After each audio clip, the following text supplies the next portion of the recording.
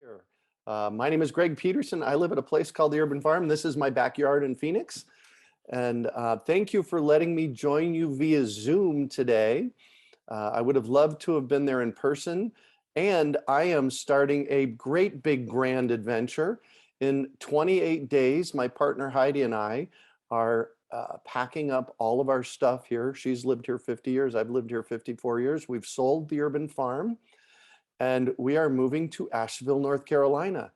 So we're very excited about that. And it's made my schedule really tight. So I greatly appreciate you allowing me to show up this way.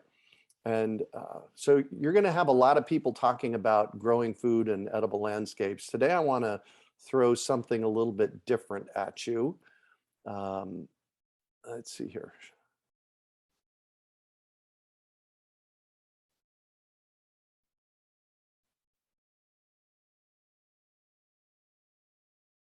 All right, you guys should see just my PowerPoint presentation. Can you give me a thumbs up if that's what you're seeing? Excellent, awesome. And save your questions. I would love to take questions when we're done here. So I have been on this track of discovering where our food comes from for almost 50 years. When I was in the 8th grade, I wrote a paper. This was 1975. I wrote a paper on how we were overfishing the oceans and discovered permaculture in 91, which led me to regenerative design, which we're going to talk about some today. And I am of the opinion that the most important thing that we can be doing right now is learning where our food comes from and learning how to grow our own. And so what I'm going to talk with you today, what I'm going to share with you today is I call building a new green economy. And it's the green is the wholeness of all of everything that we talk about green. And I believe that it starts with food. And maybe not. There we go. Doing this is going to require a new way of thinking. And that's part of what I want to frame out for you today is what's the old way of thinking and what might be a different way of thinking about this. So we as human beings over the course of the last 10,000 years have put many, many systems in place. The problem with the systems is that they're all linear in nature. When I say all, I mean capital A, all. I have been looking for over 30 years for human created systems that are not linear. I have yet to find one. And I challenge you and email me at greg@urbanfarm.org if you find one, because I'd be really curious. And linear systems, they take inputs, there's outputs, there's waste, they cause pollution, they're human created, they're competitive in nature, and it's straight line in and out. In other words, the desk that I'm sitting at and the computer that I'm talking to you on and the vehicles that you guys use to get to where you are at today, all are assets that have a limited lifespan and they're linear in nature. And what I want you to look at today is another possibility. And is sustainable a possibility? That's been a question I've been asking myself for over 20 years. These are definitions of sustainability directly out of the dictionary. Sustainability, relating to or being a method of harvesting or using a resource so that that resource is not depleted or permanently damaged. Well, that's an okay definition. What is sustainability? To support, hold, to bear, to undergo, experience, or suffer loss or injury, endure without giving way or yielding. Neither of those sound great. And I have, again, looked at this whole notion of sustainability for the past 30 days, listen to me, 30 years. And I am of the opinion that it's not a great thing. All the sustainability stuff that we talk about simply sustains the mess that we've created. It doesn't really do anything to fix it. Now, do I think sustainability and the conversation is bad? No, it's bringing people to a new level. but there's something past that. And nature builds systems that are circular in nature. Remember, man-mades are linear in nature. There's a beginning, a middle, and an end with linear systems. With circular systems, everything gets used in the process. There's no use, there's only usable products or services that are created. Every aspect is considered and used. It builds community. It's definitely collaborative. In 1981, I was on the board of the Arizona Aquaculture Association here in Arizona, and we visited a farm down in Gila Bend. And what I noticed was that they were harvesting the fish. They were separating the meat from the fish, and they were throwing away the 70% of the entrails, the heads, all that kind of stuff. They were throwing it to the wildlife, which I just shook my head. It's like, there's got to be a better way. And back in 1981, on paper, I built a system for a fish farm that was circular, so that everything in that system got used and there was no waste. And that's what we talk about in permaculture a lot, is that permaculture creates systems where there is no waste. And when there is waste, you need to figure out something to do with it. And permaculture brought me this notion of regenerative. And here's the definition of regenerative: to renew or restore a lost or removed or injured part, or to restore a substance to a favorable state, physical condition to come into existence or be formed again, to produce a regenerative effect, to undergo regeneration. This is what nature does. Nature does regenerative systems. If nature does a degenerative system, there's a problem with that. That system will go away. That system will eventually fail if it's not regenerative. So I want you to sit and ponder just for a moment what I said here. Every single human system that I have found on the planet is degenerative. Degenerative systems go away. They break down. And we have set ourselves up in our culture for a lot of systems that are breaking down. I follow 4 macro systems on the planet: our political, our financial, our infrastructure, which includes everything from our medical system to our roads and bridges and pipelines, and nature. Those are the 4 macro systems that I follow on the planet. Every single one of them is stressed, I believe, beyond its max. And we're starting to see that with the drought and just with everything. So that's kind of the setup for where I want to go next, which is regenerative cycle. The regenerative cycle this is a circular way of thinking. I am of the belief that regenerative systems are a journey, not a destination. And I don't believe personally that humans can set up and nurture completely regenerative systems. So here at my urban farm, it looks like a little bit regenerative to a lot regenerative, but not completely regenerative. I get that question a lot. Well, how do we do a completely regenerative system? I don't know that we can.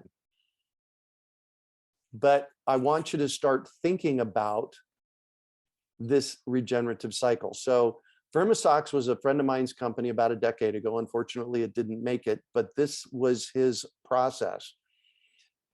His process was they were taking waste food, scrap food from restaurants and grocery stores. They were liquefying it and making it into a liquid that they drip irrigated into worm bins. And at the same time, those worm bins were growing food out of the top. They were harvesting that food, supplying that food back to restaurants, which gave them the waste that they could then liquefy and grow new food from. That's that circular system we're talking about. So this one's a little bit more in theory. This particular one is my yard. This is how the urban farm does regenerative when it comes to food waste. We have food waste sources from our gardens, from our kitchen, from our neighbors, and from a restaurant. And we get about 10 to 15 5-gallon buckets of food waste from a restaurant here in Phoenix. That food waste goes to one of 4 places. It goes to chickens, which gives us, the chickens give us manure. They eat the bugs and the weeds in our yard, and they give us eggs. So they're actually workers in our yard. So the chickens will eat a lot of the compost that comes from the food that comes from the restaurant. I have raised soldier flies in the past. I'm not going to go in depth with what they are, but check out my podcast, Urban Farm Podcast, and look up soldier fly. Soldier flies are an amazing food converter. They convert 50%, 200% of their weight every day in food waste. So they are just chomping through the food waste, and then they make a little grub that is high in protein that chickens and fish love to eat. And then worms. We do worm castings here, and worm castings is what we call gardener's gold. That's the second step of this regenerative farming system or composting system. And then down at the right, we get compost, we'll make compost, and all of these things feed the soil so that we can grow healthy food. And then we take those kitchen scraps and we either feed them to the chickens, the soldier flies, the worms, put them in compost, makes healthy soil. So you guys can see it, right? You can see that process. So this circular system is a way of being, it's a way of thinking. And what I really want you to do is think about how you might be able to put some kind of system like this in place in your life. And remember, it's a journey. So experiment, listen to the Urban Farm Podcast. We do a lot of talking about this kind of stuff on the podcast, and just experiment. Don't be afraid to fail. Now, my next step is I've given you some theory. I developed a system about 15 years ago. We call it the local food economy model. It's the LFE model. And what we're going to do for the next 10 or 15 minutes is explore what is a food economy, and then what does a local food economy look like, and how can you plug into it. So I have a question for you. And if food stopped coming into your city, your town, your grocery store, how long would we have before we ran out of food? Now, we saw this happen in 2020 on multiple occasions. COVID was one of them. The storms in Texas was another one. We would have only a 3-day supply of food in any metropolitan area, in any grocery store. That's a problem. And I've continued to see, I was at a grocery store here recently in Phoenix, and I saw about 40% of the shelves were empty. And it's like, what is going on here? It's a logistics system. We have an absolutely beautiful logistics system to deliver food to our country, to the grocery stores. It's very tenuous though, because if there's a breakdown somewhere along the way, which we've seen lots of, that's a problem. So really what you can do is figure out where our food comes from and how to grow your own. These are 2 headlines. Now I realize that this is 11 years old at this point, but it's still as pertinent as ever. USA Today, June 21st, 2011, at a time when nearly 2/3 of our fruits and vegetables come from overseas. That particular overseas is from outside of the country. The Food and Drug Administration is looking to do some radical outsourcing to ensure food safety. Quite honestly, I don't think they've done much in the past 10 years. And the situation is more tenuous now than it was then. During that same week, Dr. Richard Pratt said, on things we can do, develop regional sustainable diversified agriculture. So that's what we're going to talk about today, is what does that look like?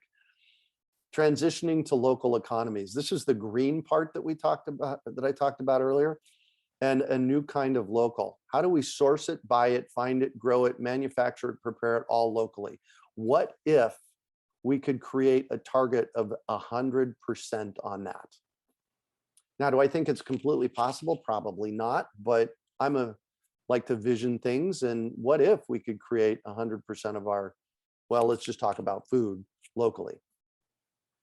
So transitioning to local economies builds resiliency and infrastructure. Resiliency is like a rubber band. If you have a new rubber band and you open it up and let it go, it bounces back. But as they age, you might open it up and it might snap. And a lot of our systems on the planet are at that ready to snap part. Local economies creates nearby loyal customers and community. And most of all, it grows local food, making our community more secure. So what is a food economy? A food economy is the process by which you grow, harvest, distribute, prepare, eat, and dispose of food.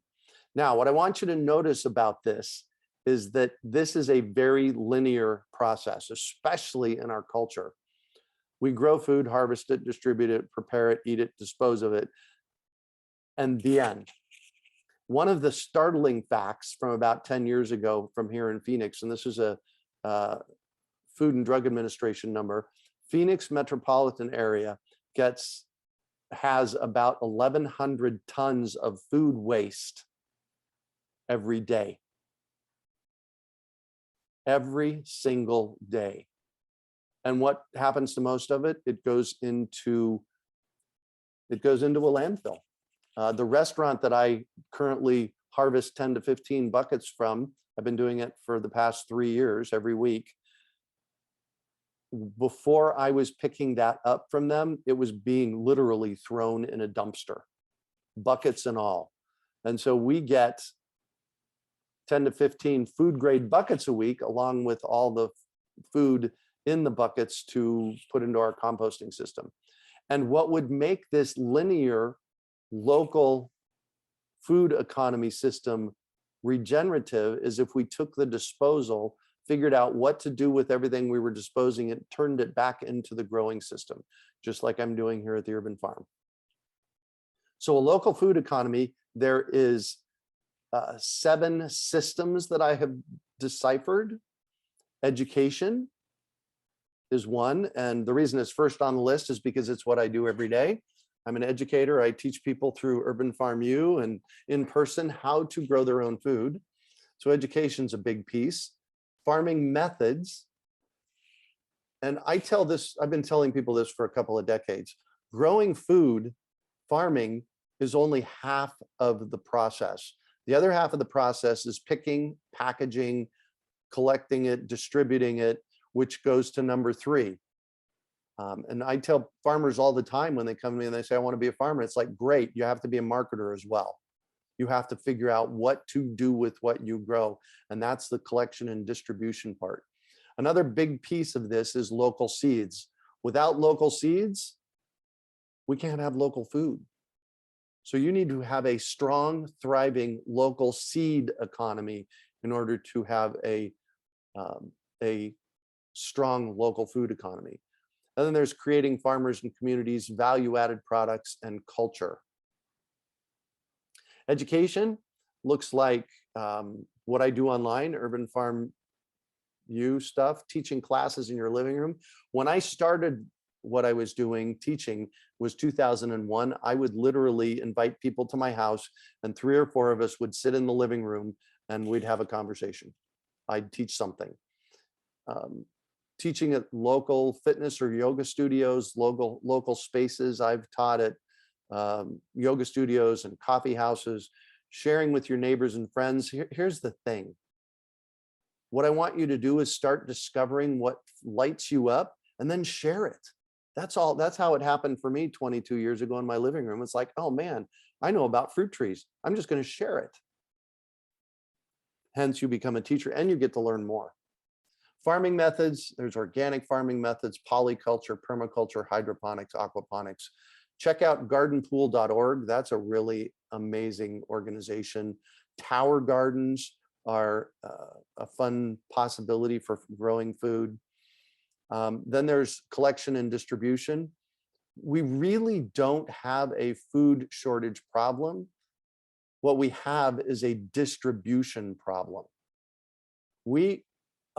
Upwards of 80% of the industrial food that gets grown gets wasted. And the more we do local on this, the less that gets wasted.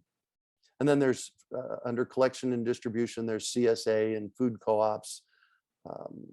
The possibilities there are also endless.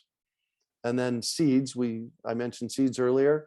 You can start a seed company, start a seed exchange, a seed bank. I know that there's a lot of people doing a lot of work in seeds up in the Prescott Valley area for seed exchanges. And I don't know if there's any seed libraries up there, but seeds are a really important component of this as well.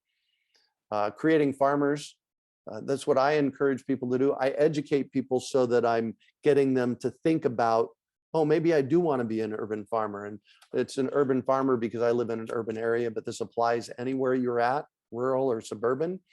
And about 15 years ago, I started a conversation called, how many urban farms would it take to feed Phoenix? And I came up with right about 80,000. The cool thing is that I'm an urban farmer. I have 1/3 of an acre. My yard is 80 feet wide and 160 feet deep. That's 13,000 square feet approximately. And I grow a lot of food on this property. And so 10,000 urban farms in Phoenix, what would that look like? And I would say after starting this conversation 15 years ago, there's probably half that. There's probably 5,000 urban farms in Phoenix. And here's what it takes to be an urban farmer. It's really super simple. Grow food, share it, and name your farm.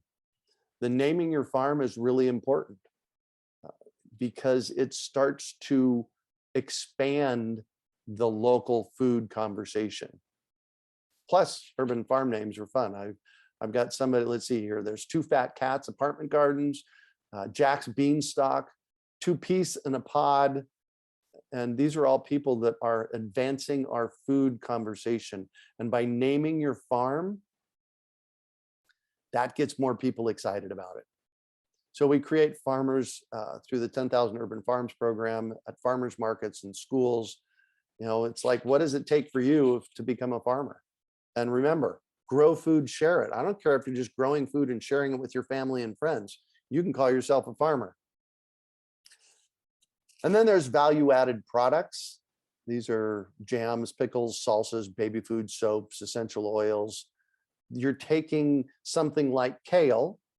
There was a company here a few years back here in Phoenix that contracted with an organization, with a farm to grow kale. They took that kale and made kale chips. That's a value-added product. And then this one I missed for many years until about 6-7 years ago. And that's the culture piece.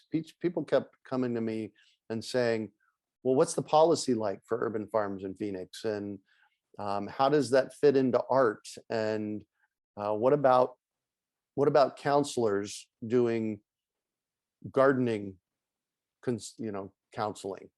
Get out in your garden. These are all things. So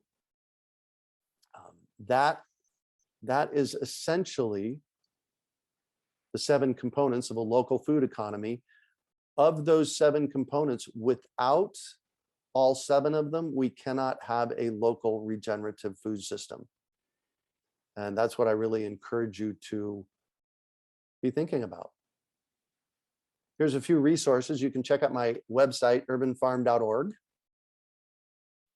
I just recently found this person, David Fisher, Just Grow It Yourself. You can find him at justgrowityourself.com. He's got a book called Just Grow It Yourself, and he's done all the academic research to prove that growing food in your front and backyard is much more efficient than growing food and in the industrial way. So check out that book, Just Grow It Yourself. And then Plant Chicago has been at it for a couple of decades, this whole regenerative system piece. So hold on to your questions. I'm going to get to them. I want to give you an idea of what an urban farm looks like. This is my urban farm, the front yard. That big bushy plant right in the middle is an oregano. It started out in 2004 as a 4-inch potted oregano from a local nursery. I moved it from where it's at to another part of the yard a couple of years ago, and it's about 4 times that size now. And this just really points to me to the abundance that nature has to offer. There's only one place on the planet, I've determined about 3 or 4 years ago, there's only one place on the planet where lack lives. It's between our ears. Because when I look at the systems here at the urban farm that I've set up, fruit trees and gardens, and the amazing amount of abundance, look at all those flowers. The amazing amount of abundance that comes out of nature and out of my yard is absolutely makes it possible for us to build regenerative local food systems like the one I just talked about, because there is so much. I tell people the urban farm is edible, is primarily edible, and support anything that supports edibles. Flowers support edibles with pollinators. I recently had somebody on my podcast, Lisa, I can't remember her last name. She's a flower farmer. And she said that having 20% flowers on your farm makes everything work better. So she's actually come up with the 20% and systems on how to do that. And it's like, wow, that's cool. So plant flowers, they're pollinators. This is the apple tree sweet potato guild here at the urban farm. I actually 25 years ago planted sweet potatoes, and you can get just organic sweet potatoes at the grocery store. Here in Phoenix, because of the heat and it doesn't get too cold in the winter, they don't freeze back completely. They come back year after year. So this is an apple tree up top, and I get about 200 pounds of apples off of that, and I usually get about 50 pounds of sweet potatoes from below. And the sweet potatoes shade the ground, so the ground's not so hot. And the apples in the summertime shade the sweet potatoes so they don't get so burned. And apples are somewhat deciduous, so they drop their leaves in the wintertime and create mulch for the sweet potatoes. So that's a system leaning toward regenerative.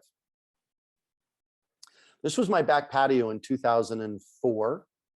That is an old dead grapefruit tree.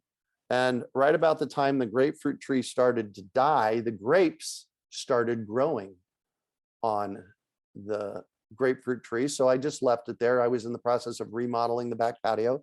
This is what it looked like when we were done. And you'll notice the grapes are still growing. That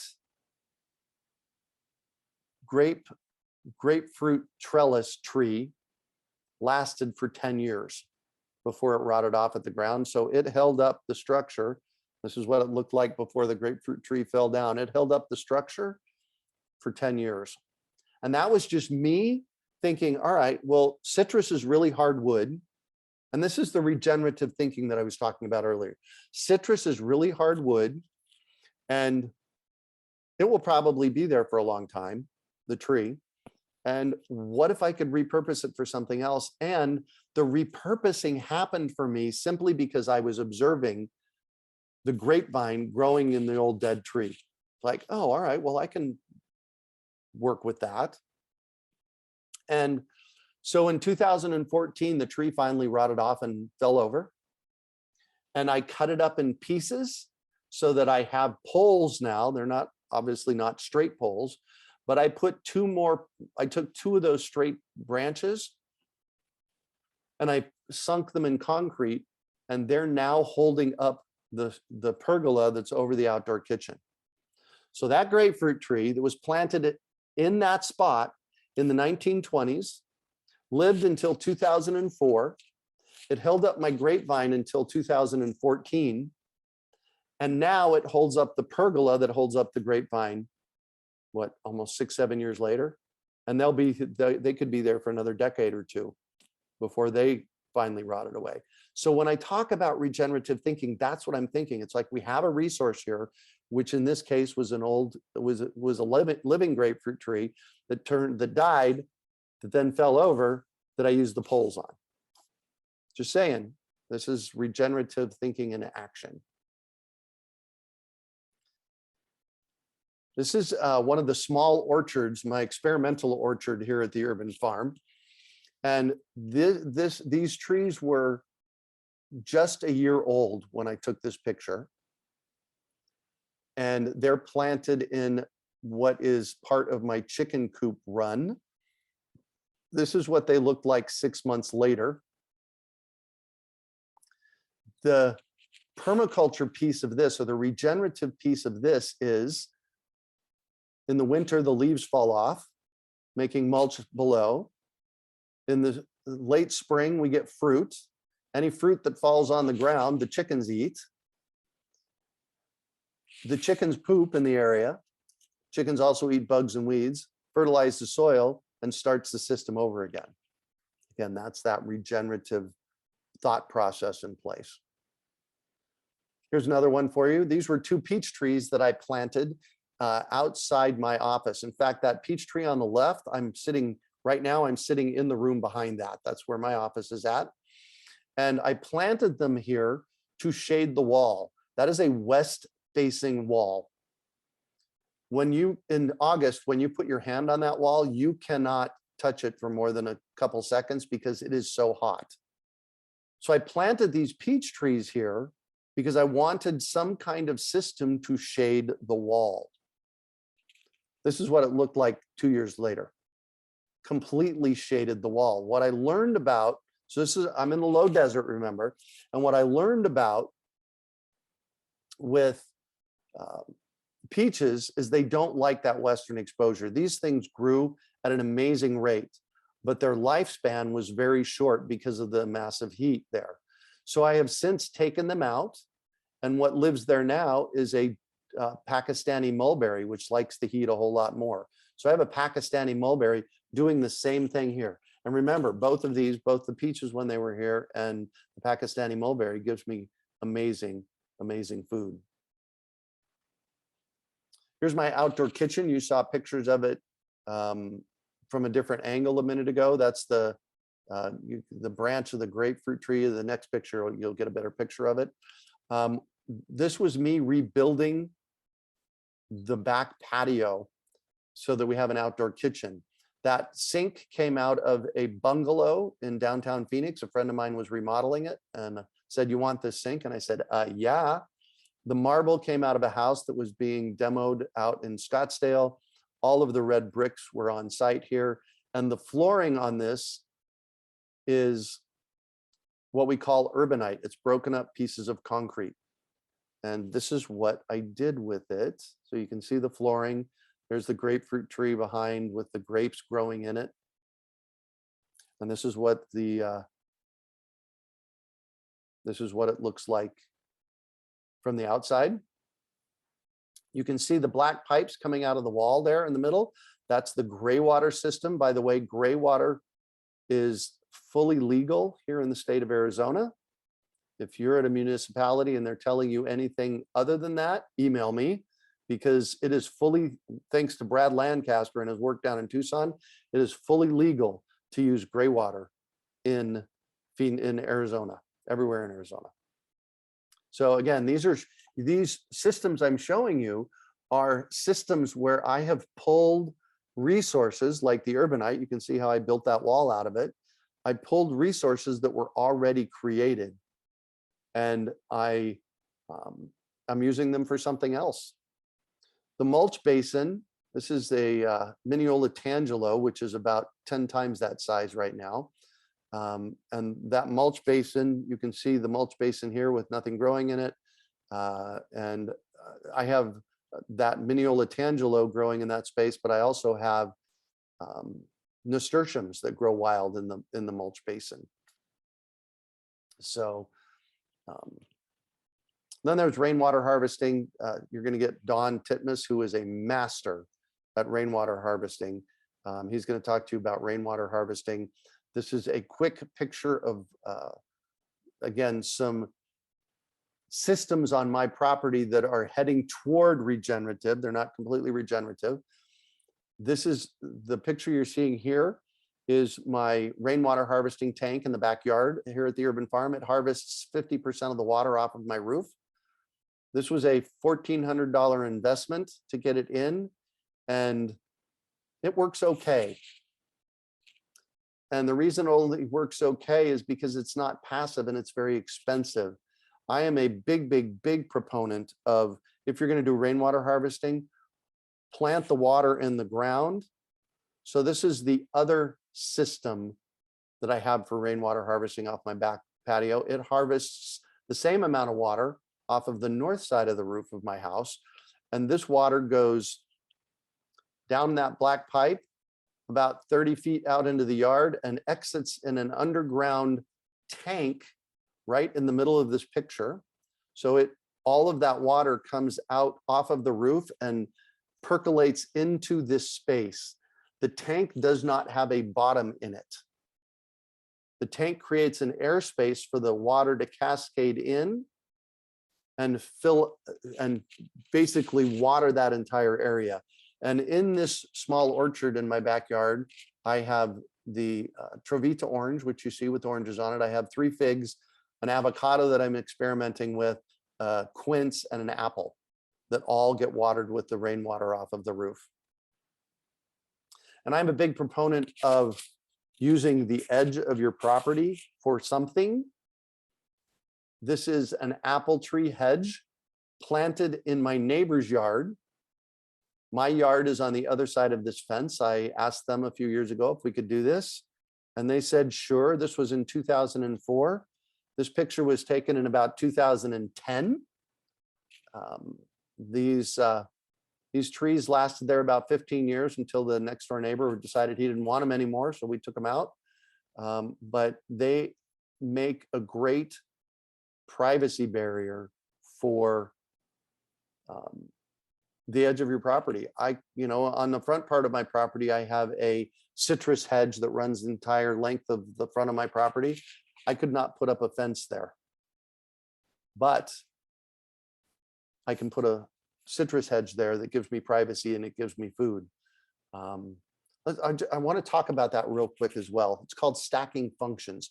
Stacking functions is a concept in permaculture by which we have an asset, in this case, the apple tree, that does multiple things for us. This creates a nice privacy hedge between me and the neighbor. That's one thing.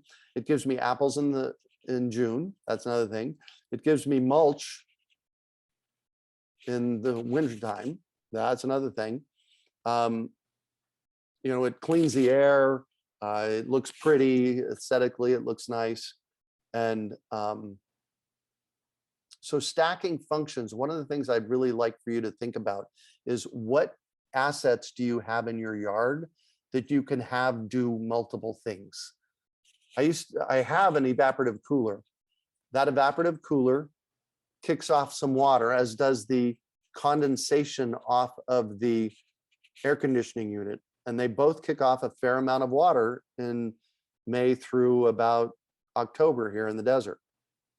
I take that water, especially through the evap cooler, it cools my house.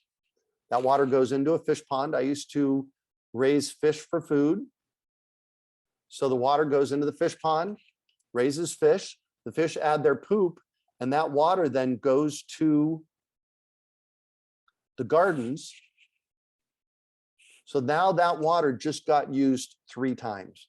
Another example of stacking functions is chickens. We saw the chickens earlier. Chickens, what are they good for? They're good for eggs. They provide us manure. They eat bugs and weeds, and they are great diggers. And so that particular chicken, plus they're Heidi's pets in our case here, that particular chicken is a worker in our yard. It does many things for us. So be looking for those kinds of systems in your yard that you can double up, because that's what helps us build regenerative systems, is when we can take one asset and have it do multiple things. And here's really the whole point of it. This is a meal that came completely out of my yard, with the exception of the oil that I used to make the omelet. That was greens and spinach greens, and probably kale greens, squash, a couple different kinds of squash, eggs from my yard, nasturtium flowers that grow wild here at the urban farm. And that's really the whole point. What is better than actually harvesting food out of your own yard? I don't know if there is anything. So there you go.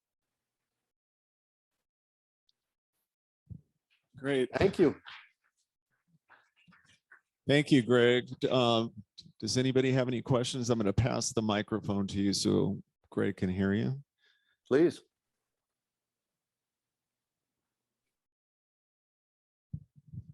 The orange flowers in front of your house, are those nasturtium also? Yes.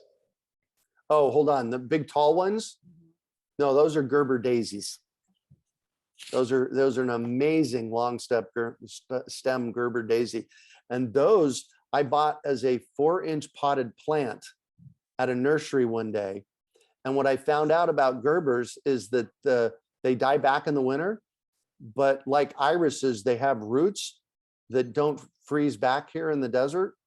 So the roots stay alive, and then they kick up more flowers the next year. So that was probably 4 or 5 years into just letting them grow in the space. That's one of the things. Observation is the single most important thing that we can do when we're planning our space, when we're creating a permaculture edible landscape, is observe, pay attention. A few years ago, I had some, I'm drawing a blank. I had a root crop growing in the front yard, fennel. I had fennel growing in the front yard. What I didn't know about fennel is that the bulbs grow in the ground and they continue growing. And about 6 or 8 years ago, I dug the whole thing up because I thought that's what I was supposed to do. And what I found when I dug it up was that it was the bulb underground, and it had several fennels coming from it. So what you do with things like fennel is you just cut them off at ground level, and they come back year after year after year. It's amazing. Okay, Prof, thank you so much for your presentation. You bet. I really enjoy it, appreciated it. Okay, I am Musa Sule from Niger Republic. I'm a Fulbright visiting professor at School of Forestry, Northern Arizona University. Okay. Wow. I have 2 comments. The first one is the contributions, okay, to a presentation. Like, I have really enjoyed the practical implication of urban farming you have shown. So what I want to add here is the vertical farming, because in the urban areas, one of our challenges is the space. You don't have too much space to grow. So you have to think vertically in terms of greening, like roof greening for food production. In some countries, they have started testing, like in Niger, some of the peoples are started doing this, the green wall for food production, the urban green roofing for food production, okay? Yes. And the second aspect of my contribution is about the urban areas. When you think about production in the urban areas, sometimes you have to think about the urban soils. Oh yes, absolutely. Yeah, it's the site of the pollutions. In my home, I'm thinking I'm producing food. Maybe my neighbors is polluting the soil. So you have to think about this for the urban health, because I really think the future is in the city. The future is in the city. Yeah. Oh yeah. The future is in the city. I've said for years. From the United Nations projection, by 2015 or 2016, all the villages, rural areas will disappear, will become urban areas. Yeah. So really, the future is in the city. You have to think the way you are producing things outside of the city to bring them in the city in the sustainable way. But my issue is the pollution, the urban pollution. So please have to take care of, if you are producing food in the urban areas, So what do you think about this is my question about the urban pollution? From I the have something to air pollution from the soil, from the Yep. water also. Yeah. Thank you so much. Yeah, you bet. So first of all, talk vertical. You guys can see behind me now, right? I changed the picture. That is my tower garden. That is a home version of a tower garden by a company called Juice Plus. I love my tower garden. I bought it in 2011 and I have grown on it every single year since. It's a hydroponic growing system that stands about 5 feet tall and holds 20 plants. And I use it for growing greens for salads. And this is just one of the technologies. You mentioned that cities are the place that we need to address this at. I have said for years that the capital T solution to our global food problems is in the cities. Fix it in the cities where people are at. And the pollution part, I am of the opinion that no matter where we go on the planet is polluted. They recently found microplastics in Antarctica, in the ice. It's like, so pollution is something that's everywhere. Now, if you're concerned about, a specific polluting thing, you need to have it tested for. The problem with that is that you kind of have to know what to test for, because there are literally thousands of things that you could test for. So if you're really concerned about that, put in some raised beds, do something else like a tower garden, figure out something to mitigate the problem and whatever that is. But I am of the opinion that it's just as polluted out there as it is in cities. So thank you for the question. Great. Any other questions?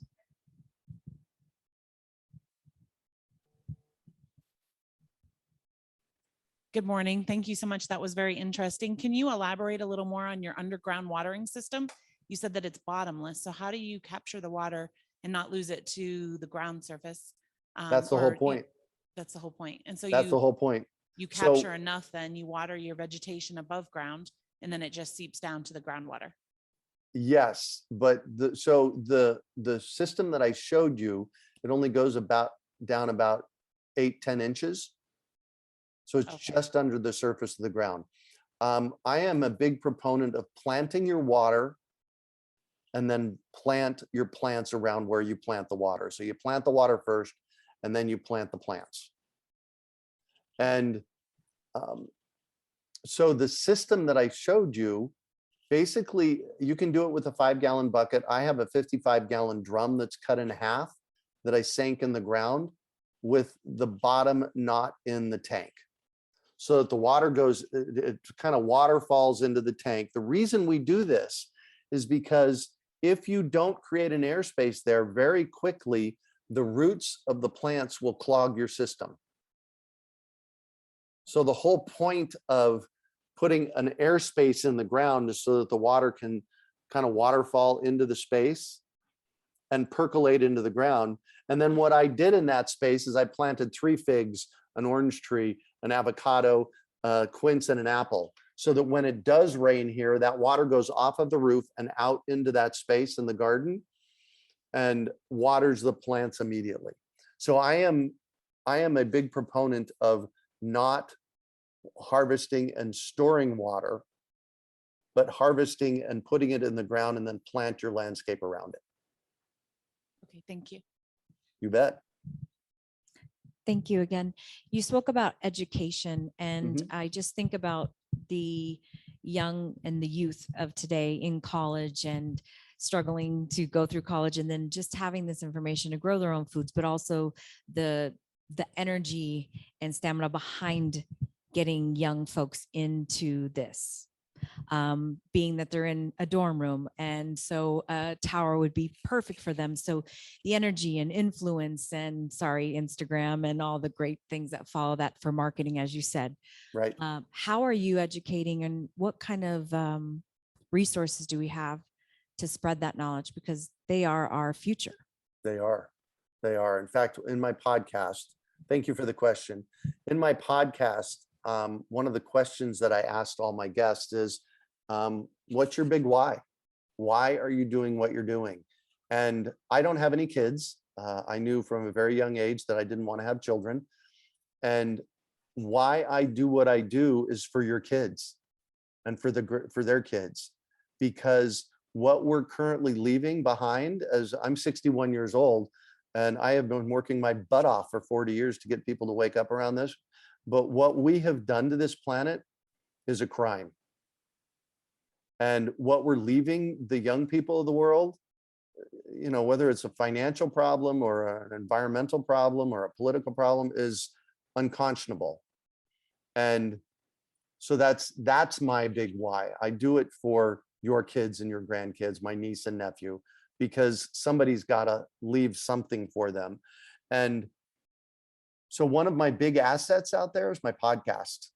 I have almost 700 episodes of the podcast, and the intent for every single episode is to bring a guest on that can share what they're doing. And I've had 9-year-olds, I've had 90-year-olds on the podcast. I've had rock stars like Joel Salatin and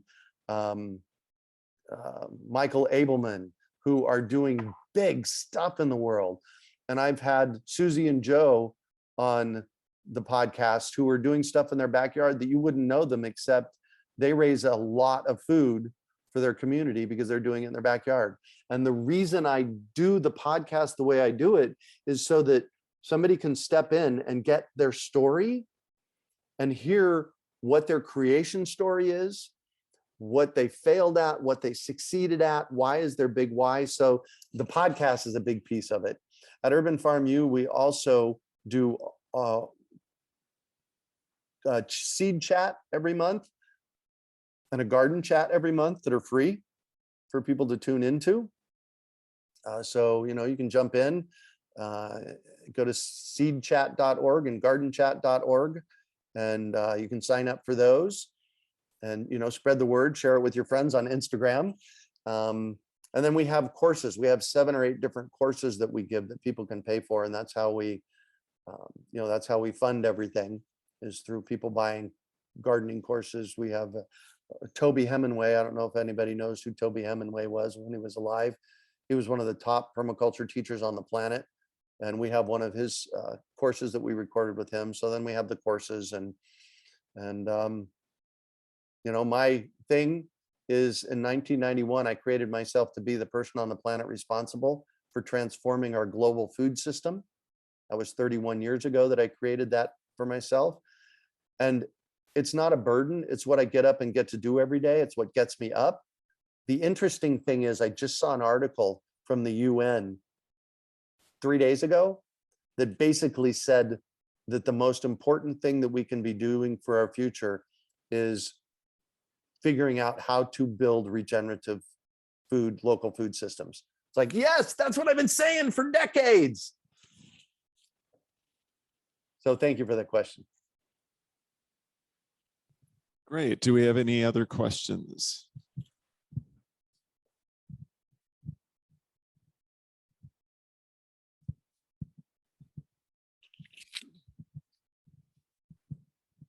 First of all, thank you for that talk. Very interesting. You bet. I'm curious, what's next? You're moving to Asheville. I assume you're going to keep this operation going, though, the educational part of it.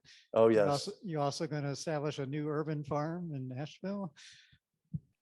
So was that it? Yeah. Just curious, Yeah. what's next for you? What's next? So this past week, I did a podcast called The Past of the Urban Farm. And this next week coming up on Tuesday is the present, and the following Tuesday is the future. So I broke it down into 3 different podcasts just talking about exactly this. And the Urban Farm has been sold to an amazing family that ran a community garden for homeless in downtown Phoenix for 9 years. And so it's in really good hands. They're very excited about it.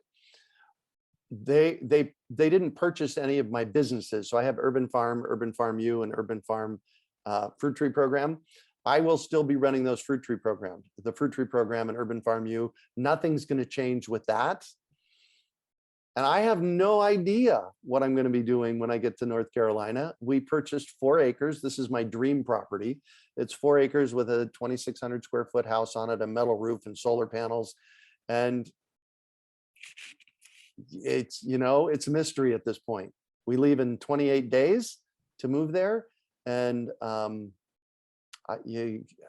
so some of the things that I found in Asheville, which have just blown me away, was there happening this weekend is a organic farming conference.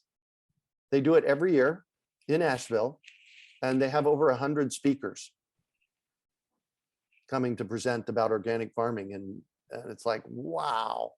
They have an app for local food for their local farms. So they have a local Asheville app for their farms. And so I have no idea what I'm going to be doing there. What I do know is that I'm employed full-time with Urban Farm, with our online stuff, with our monthly chats, with the podcast. And I will be coming back to Phoenix in October and January for our fruit tree program delivery and to hang out with people. So thanks for the question. Thank you and best of luck there. Thanks. We're very excited.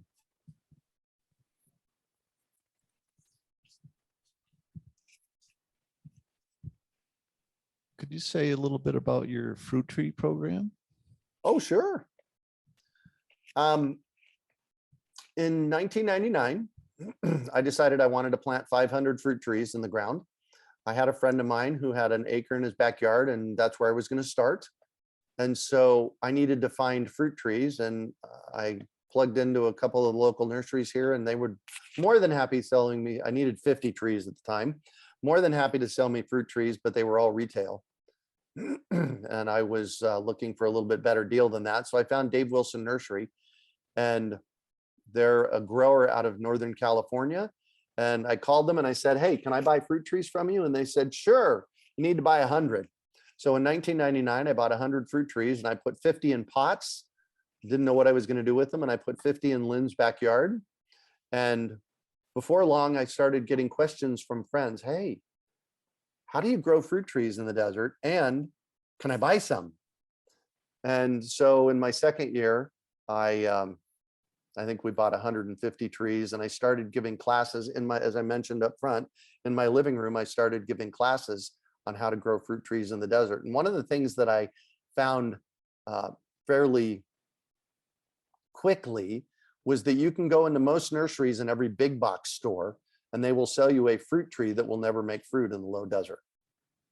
They're the wrong kind of trees. If you're in the low desert and you see a cherry tree, run away.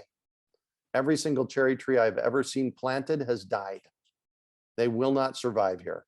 And so the Urban Farm Fruit Tree Program education program became just that, education. And so what we do with the fruit tree program, it's 22 years old now, and we sell about 4,000 to 5,000 fruit trees a year for the low desert.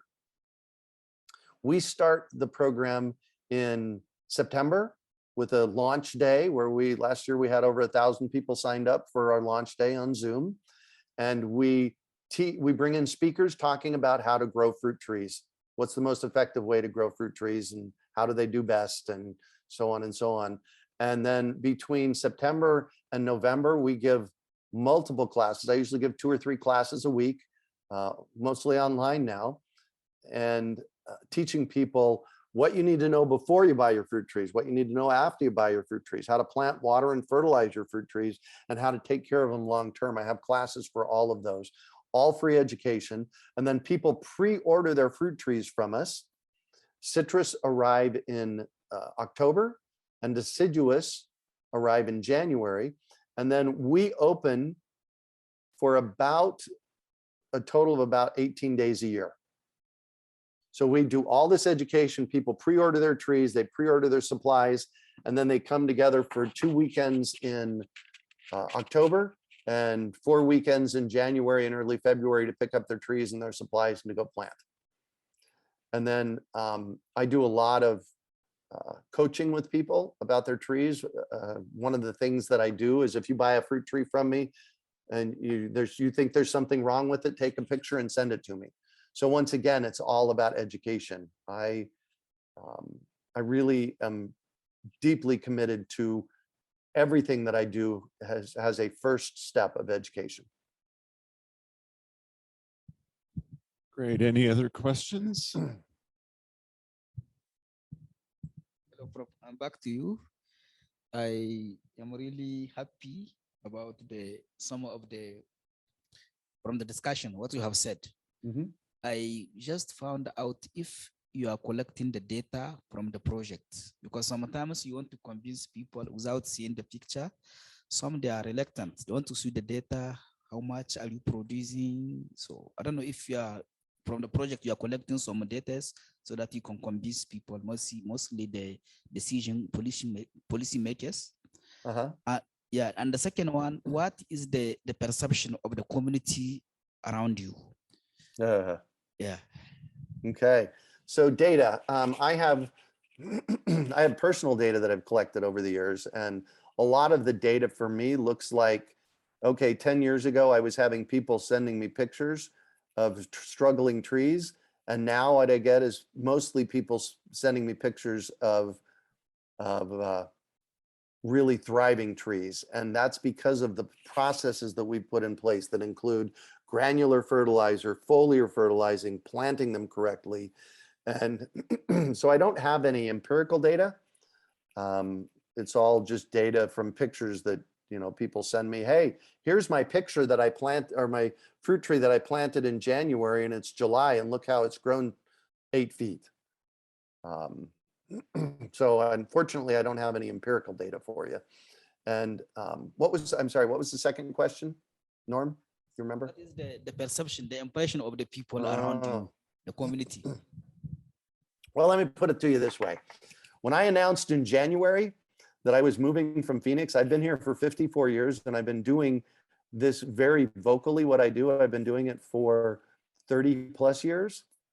There were over 300 comments on the Facebook post from people.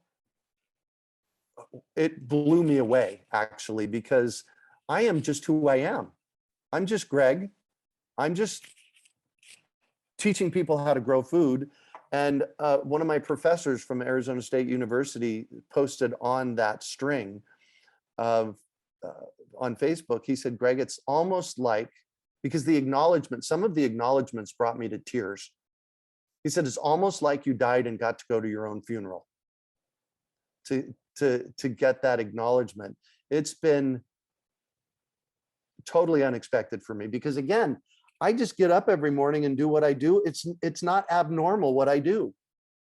It's just who I am. So to get that's the kind of difference that I've made here, that was amazing. It was humbling. It was just amazing. And another quick story, the neighbor across the street right there. So I do tours here at the Urban Farm 4 times a year. And on tour weekend, when I started doing tours 20 years ago, there were some weekends where nobody would show up.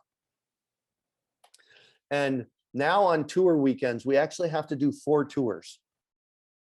And we usually get about 40 to 50 people per tour. So I'm getting 200 people a weekend here. That brings a lot of traffic on the street.